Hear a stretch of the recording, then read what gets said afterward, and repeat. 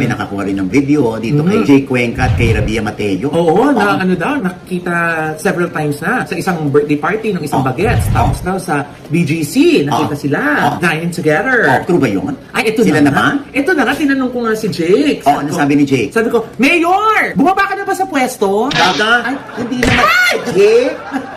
Mayor Miguelito eh. Akala ko si Mayor Lenny, hindi ko na nag-decide, ikaw talaga. Hindi! Oh. Si Mayor Miguelito, si Jake Cuenca, di ba? Sabi ko, Jake! Sabi ko ganun, Mayor, is it true? Yung about kay Rabia Mateo.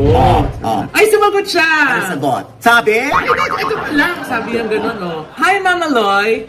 Yes, it's true, hehe. It's safe to say that she makes me really happy and we're exclusively dating at the moment.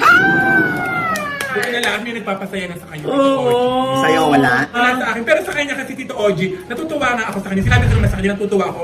Kasi nakita ko siya kung gaano siya ka-hardworking, kung gaano ka-passionate pagdating sa acting. Grabe Tito Oji. May video nga ako na ginawa para sa kanya. Akala ko meron kang sex video. Ha? Hindi. May ginawa akong video na labis na paghala ko sa kanya. Tito Oji.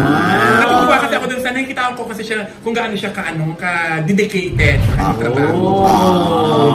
Ay, gano'n naman si Jake. Isa siya sa mga mababait talaga ngayon na actor na ano, lalo Very sa Batang ma-PR. Quiapo. Yeah. Super. At saka very grateful siya sa atin, Naira. Correct. Lagi tuwing naibabalita natin siya. Oo. Tsaka kahit meron tayong hindi magandang mabalita tungkol sa kanya, never siyang nagbabago ng ano. Kaya nga gusto ko yung mga treatment artistang sa gano'n atin. eh, hindi na pipikon, hindi na ano. Oo. Pero ito ang gandang balita. We're so happy for you, Jake.